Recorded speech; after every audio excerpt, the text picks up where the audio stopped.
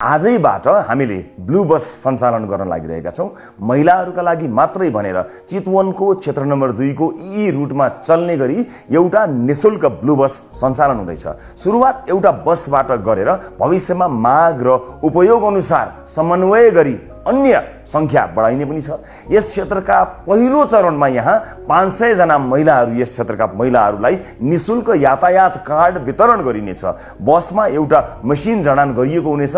बस चढ्ने बेला त्यो कार्ड मसिनमा इन्ट्री गर्नुपर्नेछ। इन्ट्री गर्ने प्रक्रिया एकदमै सजिलो छ। त्यो कार्डले मसिनमा छोइदिए मात्र पुग्छ। यसले गाडीमा को चढ्नुभयो भन्ने रेकर्ड त रहन्छ नै, सम्भावित अनियमिततालाई पनि यसले रोक्नेछ। साथै त्यस बसमा एउटा लेटर बक्स राखिएको हुन्छ। मेरो लागि केही सन्देश तपाईहरुसँग छ भने, सुझाव अथवा तपाईका केही समस्या छन् भने पनि लेखेर त्यसै बक्समा खसालेर मलाई पठाउनु होला। बस सञ्चालन संघीय सांसदको काम हुँदै होइन, क्षेत्राधिकार पनि होइन, मलाई थाहा छ। तर एउटा निर्वाचित नीति निर्माताले, जनप्रतिनिधिले सार्वजनिक यातायात कस्तो हुनुपर्छ भन्ने सपना देख्नुपर्छ। अझ सार्वजनिक सवारीमा महिलाहरूको सुरक्षा र प्राथमिकता कस्तो हुनुपर्छ भनेर देख्नुपर्छ र देखाउनुपर्छ। म आफूले पनि भोगेकोले होला यो विषय मेरो मनमा अत्यन्त नजिक छ। विदेशमा रहेका नेपालीहरू आफ्नो देश फर्कन कति व्यग्र हुन्छन् भन्ने कुरा मलाई राम्रोसँग थाहा छ। मनको अन्तरकुनामा गडेको यही खिल उक्काउन मैले केही प्रयास थालेको छु। विदेशमा रहेका नेपालीहरूलाई स्वदेशमै अवसर खोज्ने प्रेरणा मिलोस् भनी 100 जनाका लागि रोजगारीका अवसर खोजेर निवेदन आह्वान गर्दैछौँ। आज यो भ्याकेन्सी विभिन्न देशका स्थानीय पत्र पत्रिकामा पनि छापिएका छन् र चोकका पसलहरूमा पनि छाप्ने व्यवस्था मिलाउँदैछु। यदि सार्वजनिक गरिएका यी भ्याकेन्सीहरूमा दिइएको योग्यता पुग्छ र निर्धारित सेवा सुविधामा तपाईँ नेपाल फर्कन चाहनुहुन्छ भने दिइएको इमेलमा आफ्नो सम्पूर्ण विवरण पठाउन सक्नुहुनेछ। यी भ्याकेन्सी नेपालका निजी क्षेत्रमै खुलेका हुन्। नेपालमै रहेका दाजुभाइ दिदीबहिनीहरूबाट पनि यो पदपूर्ति गर्न सकिन्थ्यो होला। तर हामीले विदेश गएर केही सिप र विज्ञता हासिल गरेका नेपालीहरूलाई स्वदेश फर्काउन प्रोत्साहन गर्ने माध्यमको रूपमा यसलाई सदुपयोग गर्न खोजेका मात्रै हौँ। 40,000 देखि 1.5 लाख प्रति महिना तलब सहितका जागिरहरू तपाईका लागि खोजिदिएका छौँ। रोजगारदाताको शर्तमा तपाईँ सहमत भए हामी समन्वय गरिदिनेछौँ। आउनुहोस् नेपालमै केही गरौँ। जनप्रतिनिधि जवाफदेही हुनै पर्छ भन्ने मान्यता म सञ्चारकर्मी हुँदा पनि थियो र अहिले पनि कायमै छ। त्यसैले हरेक 4 महिनामा सार्वजनिक सुनवाई गर्नेछु। भदौ 10 गते प्रथम सार्वजनिक सुनवाई हुनेछ। चितवनमा सूचना प्रविधि विकासको अवस्था र सुधार गर्नुपर्ने विषयमा पनि चर्चा हुनेछ। हरेक 4 महिनामा चितवन क्षेत्र नम्बर 2 का विभिन्न ठाउँमा सार्वजनिक चासोका विषयमा यस्ता सार्वजनिक सुनवाई गरिनेछन्। ती कार्यक्रममा विभिन्न सरकारवाला निकायलाई समेत बोलाई जनताका समस्या समाधान गर्न पहल गरिनेछ। उक्त सार्वजनिक सुनवाईमा म आफ्नो कामको हिसाब जनतालाई बुझाउनेछु र सरकारवालाहरूसँग हिसाब जनताका लागि माग्ने पनि छु। आजबाटै 65 वर्षभन्दा माथिका वृद्धा बाआमाहरूलाई निशुल्क मोबाइल क्लिनिक सुरुवात गरिनेछ। यो मोबाइल क्लिनिकले घर घरमा गएर बाआमाहरूलाई प्राथमिक उपचार दिनेछन्। हरेक दिन नयाँ टोलमा पुग्नेछौँ। क्लिनिक कहाँ आउँदैछ, कसरी आउँदैछ भनेर केही समय अगाडि नै यहाँहरूलाई सूचना दिइनेछ। यस क्लिनिकमा एकजना MBBS डाक्टर हुनुहुनेछ। तपाईँ अस्पतालसम्म जान सक्नु भएन भने यो मोबाइल क्लिनिकको नम्बरमा कल गरेर घरसम्मै बोलाउन पनि सक्नुहुनेछ।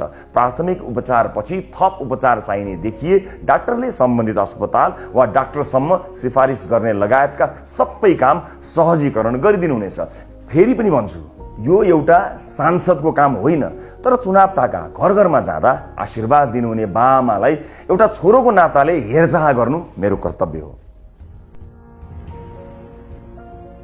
चुनावमा भोट माग्दा मैले शिक्षालाई जोड दिएको कुरा यहाँहरूलाई थाहा छैछ। हाम्रो शिक्षा प्रणाली युग सुहाउँदो छैन, प्रतिस्पर्धी छैन। एउटा नीति निर्माताका रूपमा म कस्तो सार्वजनिक शिक्षाको सपना देख्दछु त्यसको एउटा सानो नमुना देखाउन मात्र चाहन्छु। चितवन क्षेत्र नम्बर 2 अन्तर्गत पर्ने श्री रामनगर माध्यमिक विद्यालय र श्री चतुर्मुखी माध्यमिक विद्यालयका कक्षा 11 र 12 लाई पहिलो चरणमा नमुना बनाइएको छ। क्रमशः 10-9 गर्दै सबै कक्षालाई नमुना बनाउँदै लैजाने हाम्रो योजना छ। बिस्तारै अर्को एक विद्यालयलाई पनि नमुना बनाउने लक्ष्य लिएका छौँ। चितवनका विद्यार्थीले काठमाडौँको बुढानीलकण्ठ र पोखराको गण्डकी बोर्डिङ स्कुलका विद्यार्थीहरूसँग प्रतिस्पर्धा गर्न सक्ने बनाउने लक्ष्य लिएका छौँ। राजनीतिमा नलागेको बेला पनि हरेक नेपाली नागरिकको स्वास्थ्य उपचार सुनिश्चित हुनुपर्छ भन्ने मान्यता राख्ने थुप्रै मान्छेहरू मध्येको एक हो म। सञ्चारकर्मी हुँदा पनि हामीले कालीकोटको राजकोट अस्पताल निर्माण सम्पन्न गरेका थियौँ। कोभिड-19 का बेला अक्सिजनको जोह गर्न दिनरात खटेका थियौँ। पैसाको अभावले कुनै पनि नागरिक आधारभूत स्वास्थ्य सेवाबाट वञ्चित हुन नपरोस् भनेर स्वस्थ चितवन अभियान सुरु गर्दैछु, जस अन्तर्गत पैसा हुनेहरूले तिर्ने, नहुनेको जिम्मा हाम्रो। कति सफल हुन्छु थाहा छैन, तर सुरुवात चाहिँ चितवनबाट गर्न चाहन्छु, आफ्नै निर्वाचन क्षेत्रबाट गर्न चाहन्छु। यो अत्यन्त कठिन र अपजसी काम हो थाहा छ, तर हुन्छ र सकिन्छ भन्ने विश्वास लिएर सुरुवात गर्दैछु। त्यसका लागि प्रथम चरणमा क्षेत्र नम्बर 2 का विपन्न नागरिकलाई स्वास्थ्य बिमामा अनुबन्धित गर्ने योजना अगाडि सारेको छु। कसैले पनि पैसाको अभावमा ज्यान गुमाउन नपरोस् भन्ने उद्देश्यले विपन्न परिवारका लागि 5 लाख रुपियाँ बराबरको स्वास्थ्य बिमा कार्यक्रमलाई लिएर आएको छु। त्यसका लागि सुरुवाती चरणमा 100 जना छनौट गरिसकेका छौँ। यस योजनाको नाम स्वस्थ चितवन राखिएको छ। खानेपानीको व्यवस्थापनपछि मैले सबैभन्दा महत्त्व दिन चाहेको यो योजना चितवनवासीका लागि फलदायी हुनेछ भन्ने मैले आशा लिएको छु। हुनेले तिर्ने र नहुनेले पनि स्वास्थ्य उपचारमा पहुँच पुर्याउने यो योजनाका बारेमा थप जानकारी म दिँदै जानेछु। अहिले यो सुरुवात मात्रै हो। आम नागरिकको एउटा सानो नै भए पनि समस्या हल गरिदिन सक्यो भने आफूलाई असाध्यै राम्रो काम गर्न सकेको हुँ कि भन्ने एउटा आत्मविश्वास बढ्दै आउने गरेको छ। रविले गर्छ भन्ने विश्वासकै कारण होला मेरो सचिवालयमा दिनहुँ अनेक समस्या आउने गरेका छन्। यिनै समस्या समाधान गर्न आजबाट मैले हेलो रविलाई सुरुवात र अझ प्रभावकारी बनाउने कामको सुरुवात गरेको छु। यस कार्यक्रम अन्तर्गत स्वयं कार्यालयमा उपस्थित भई या अनलाइन मार्फत या फोन मार्फत गुनासो तथा सुझाव टिपाउन सकिनेछ। त्यस पश्चात तपाईलाई एउटा टोकन वा टिकट नम्बर उपलब्ध गराइनेछ। त्यस मार्फत तपाईले आफ्ना गुनासो या सुझावको कार्यान्वयन कहाँ पुग्यो र के भइरहेको छ भन्ने जानकारी अनलाइनमै पाउनुहुनेछ।